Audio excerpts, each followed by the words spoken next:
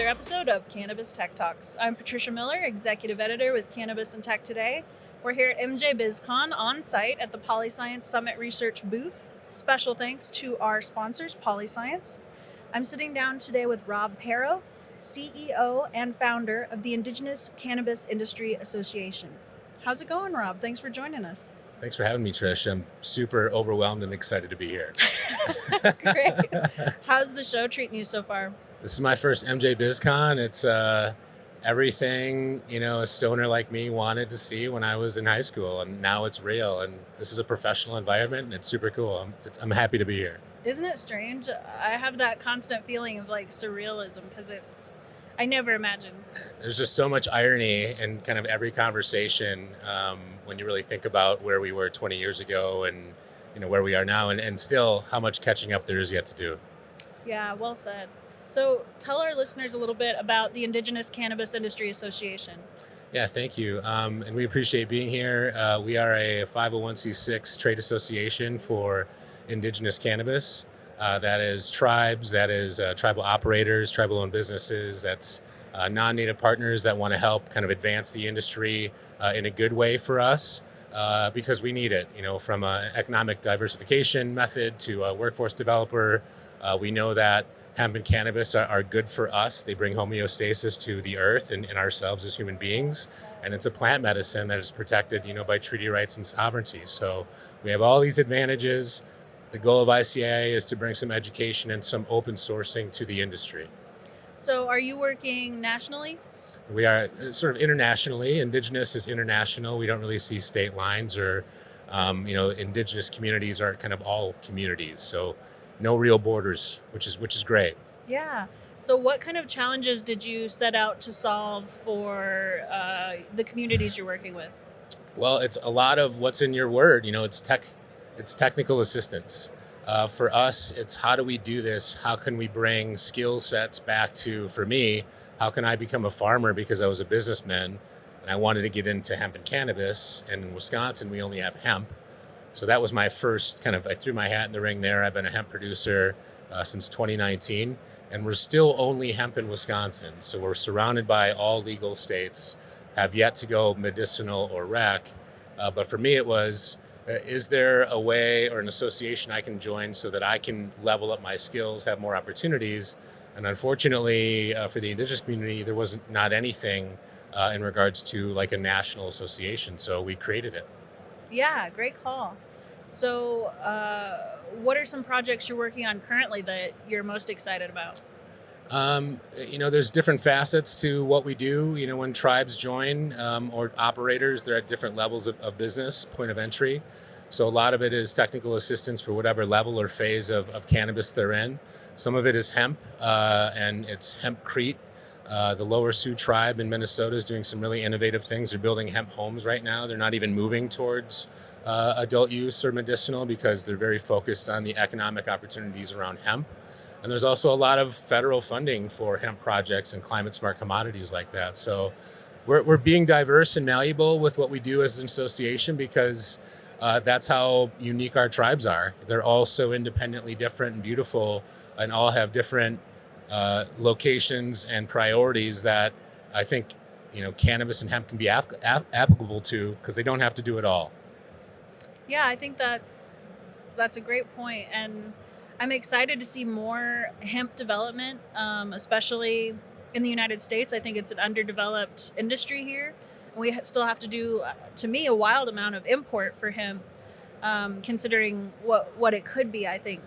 Yeah, and processing too. I think the only approved processing facility in the Midwest is in Missouri right now. So when you try and engage farmers in Wisconsin to say, hey, hemp is a viable, cash crop, commodity, even if you're just using it as a cover crop, there's carbon credits that can be generated, but who's going to take it off my hands? Where's the supply chain? Who's going to buy it? How do we process it? So there's a lot of question marks. And I think a lot of data that if we can help push this out in a better way and provide some context, maybe more people would get on board. Yeah, absolutely. I spoke with a woman yesterday who was telling me that Mexico is actually heavily investing in hemp manufacturing. They already have so many manufacturing facilities that are perfect for it. So they're working to become an exporter also of some hemp building materials like hemp sheets. Yeah. So I think it's a great opportunity. It is, and it's sort of limitless. You know, we could go down the rabbit hole and talk about all the uses of industrial hemp, and say, what the heck are we doing? Why haven't we opened this door? But there's still also the medicinal side for our indigenous communities, and opioids and substance abuse that has impacted our communities disproportionately. Where we need to be focused on bringing plant medicine back and looking at it as a medicine as well. And what the reason I say industrial hemp and I bring medicine back in is because in Wisconsin we only have hemp-derived cannabinoids. So there's sort of the gray area of what is that like with the Delta 8 and Delta 9, and is it still a medicine? Are there SOPs or regulations around it, and how could tribes even do that better? And I think there's an open door for ICIA to help them from a regulatory standpoint to kind of be above board with everything we've seen out on the market. Well, what are your thoughts on that topic? Do you feel that it's still a medicine at that point? I do. Hemp is a medicine. CBD is a medicine. We know, Charlotte's Web. We understand the seizure story and the little girl that had to move states to get the medicine she needed. Cannabinoids are medicines, and they work well with our bodies. And whether they're hemp derived, if there's SOPs and regulations in place, safety can be paramount. And when the FDA decides to look at it that way, I think everyone will have a little bit more peace of mind. But you can have dirty marijuana and dirty hemp. So I guess the lens is in the eye of the beholder. So what are some of the ways that you're reaching out to other Indigenous community members and saying, we've got this association now, here are some opportunities in the industry. How are you making those connections? Yeah, so we just had our second national DC Policy Summit, November 1st, 2nd, and 3rd. Over 100 tribes, representatives from over 100 tribes participated with this. It's creating a safe pool to kind of have a dolphin tank per se of, if you want to come share ideas, if you want to learn about the industry, if you want to be a fly on the wall, this is a safe space to do it. And that's what we want to create for ICIA. Bring in the partners who are already operating the space, but bring them in and have them sit at our table, as opposed to us always trying to ask for a spot somewhere else. So, we're creating that platform by us, for us. And, there's so many innovative things happening in Indian country, from, tribes going legal before states do, to tribes investing in hemp and climate smart commodities and building their own homes out of it, to really putting the elder focus first in plant medicine, and having international commerce with other indigenous nations, because they have that sovereign right to. So, it's sort of this big wide net that we've cast, that we want to just help bring clarity to ways that tribes can feel safe in the space talking about it, because stigma is still a massive issue that plagues our communities and our society, just around this plant. Yeah, absolutely. Can you tell me a bit about the international potential for trade? Yeah, I mean, there's international trade already happening between nations with a lot of different commodities. This is just another commodity. So there's a level of sovereignty that is proprietary, that tribes don't have to talk about. They don't have to ask for permission for. So that's the innovation that I think is unique, and gives sort of a unique market opportunity to indigenous nations to not only, have more of an ability to have commerce around it from a hemp and cannabis aspect, but to regulate it at a level where it's never been regulated, because it's such a patchwork model across the world, with obviously the U.S. kind of being behind in a lot of those stances. But indigenous communities are not U.S. communities, so I just want to make that distinct point there. Yeah, well said. I think there's so much that isn't understood about sovereignty and what that entails for a substance like hemp or cannabis. So I appreciate you pointing out some of those unique opportunities. I just don't think it's covered enough.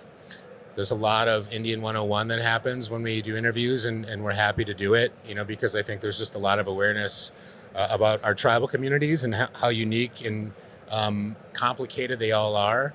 And sovereignty sounds like this great advantage. It also means we have to regulate every form of government for our small nations or our large nations. And sometimes that's like running a business or a corporation, or it's like running a small town with a town board. And there's really a lot at stake, from a fiscal perspective and from a public health perspective. So, but every one of them is so different and unique. And I think that's what the sort of non-native common public still could have a lot to learn. Thanksgiving and all the things that we've learned growing up, we know that if we dig a little deeper, there's a lot more layers to it. Are you using any technology platforms or tech to kind of help complete your mission, or? There's definitely a lot around compliance and regulation, and the more that we can track, seed to sale, we understand that provides, that's how we get banking, right?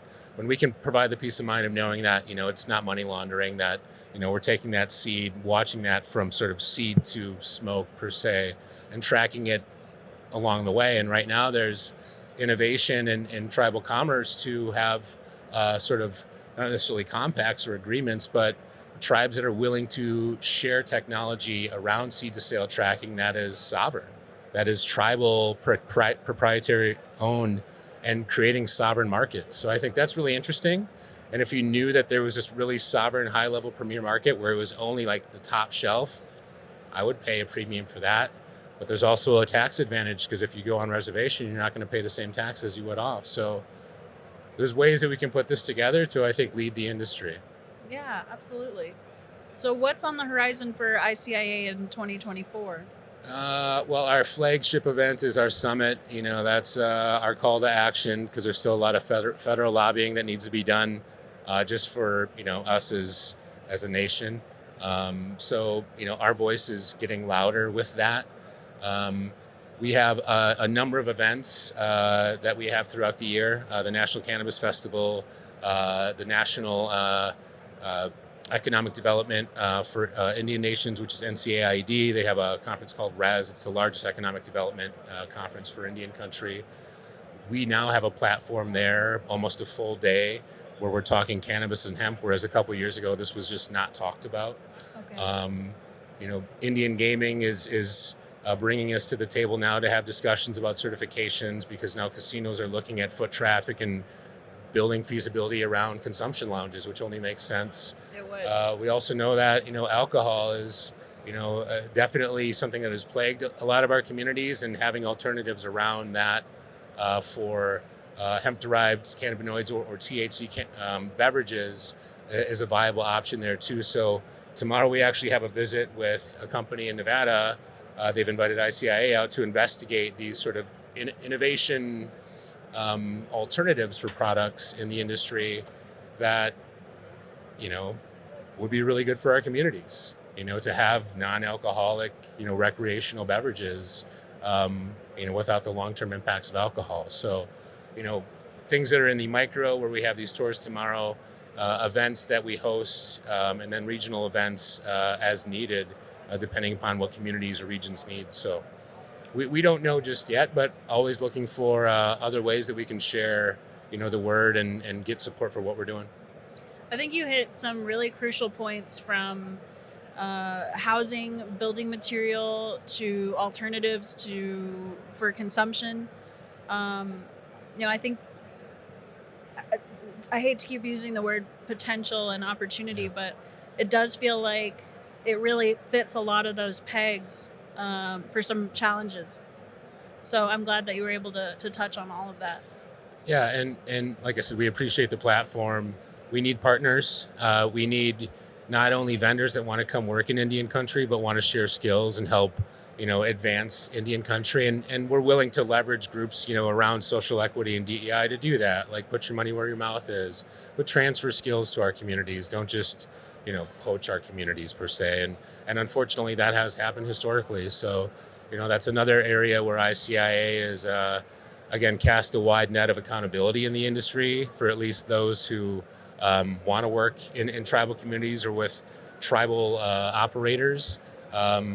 And there are predatory consultants out there that are doing such things. So, sovereignty is a double-edged sword. Everyone thinks if I go work in a sovereign environment, then if something doesn't go well, no one's going to hear about it, or there won't be repercussions because those laws don't apply if I'm in a sovereign environment. And in some cases, that's been the case. I see. That's not something I had considered. Is that something that ICIA talks about in your It's something that we're events? talking about often. Yeah. Once we kind of opened up and kind of launched, one of the first things that we were doing was taking tours of facilities that were 4, 5, 10 years old, where an operation had come through and had failed, and they were just sitting there with the remnants and kind of the dust had settled around this, these grow houses, these generators, these drying racks, all these things, and there's been nothing done for years and years, and the community invested and lost money. Wow. And so what do? And then these groups, and maybe it was just maybe they got pollinated, maybe it was mold, whatever it was, but it doesn't stop them from working. They keep moving on to other locations, but these are communities that don't move on. They're still there, and they clean up the pieces of this. So it's often, and it's too much, and hopefully that we can provide, some at least transparency and sort of a preferred vendor list for Indian country. At least I'd like to know that, who I'm working with is legit. And unfortunately in cannabis, not everybody's legit. I know. Yeah, when I started in the industry, I was a bit naive, and I was like, oh, like most of the people I knew growing up that I enjoyed partaking with, I was like, oh, they're cool, Right. if they Right. enjoy, but obviously that's not the case, with anything in life. You gotta Yeah, proceed I mean, with caution, I think the big thing now is MSOs, right? So like here's a scenario in Minnesota, it just went legal. Right now, 2 tribes they basically own the market right now, and they're the only legal THC producers in the state. Now we know there's a black market that's still happening in Minnesota because these are 2 up north tribes, but what's going to happen when the MSOs come in and they're already buying up property in Minnesota? What's going to happen to these tribal brands and these tribal retail stores? Right now, there's a cash grab, and is it sustainable? And what is that going to look like? And how could the tribes and indigenous communities sort of step up and get organized to sort of prevent that? And we're really the ones that have tribal trade routes that bypass state lines, where everyone's trying to figure out how can we get from state to state. We have that, so Great it's point. there's Very a lot of interesting. advantages that have yet to be tapped into, and a lot of things that we need to do to leverage those, so that Philip Morris and MSOs don't just come in and own the market because they have the most money. Absolutely. Great point. I think I learned a lot from chatting with you. Where can our listeners go to kind of keep learning about the ICIA and follow along with your You journey? can go to indigenouscannabis.org, learn all about our association, what we do, become a member, support us, come to one of our events. Just get a better understanding of indigenous cannabis and all the beautiful things that are happening in that space, and the needs as to why we need to move this policy forward too. But yeah, I check us out. We appreciate the support, and we're humbled by it and happy to be here. That's awesome. Well, thanks for chatting with me, Rob. I really enjoyed it. Thank you. It was really nice to meet you. Yeah. Well, on behalf of Cannabis and Tech today, and Patricia Miller and Rob, we're signing off. So until next time, stay elevated.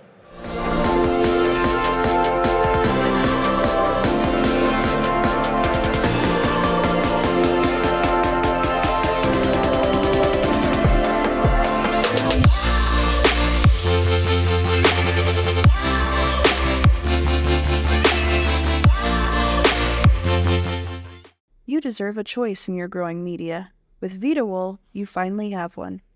VitaWool plugs, blocks, and slabs are made from 70% recycled content here in North America and give you the precision and control you always get from your growing media, with the customer service you've never gotten.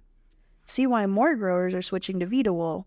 Get a spec sheet and join the movement at vidawool.com. Hey, hello, I'm Tommy Chong.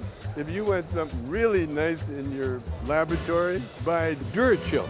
I'm telling you, if you're not using this DuraChill, you're not really in the pot business. You're just on the fringe of it. So if you really want to get serious, man, this is what you need. You need a DuraChill in your life. You got the technology here to have the cleanest, purest, healthiest product. I'm impressed. You want me to sell this? Buy it. Try DuraChill or else. If your chiller's down, you ain't making money. And you heard it from me, Tommy Chong. Brought to you by PolyScience. This show was produced by Cannabis Tech Today and Pretty Easy Podcasts. Go to prettyeasypodcast.com now if you're looking to get professional production help on your own podcast at an affordable rate. Pretty Easy Podcasts, making podcasting pretty easy.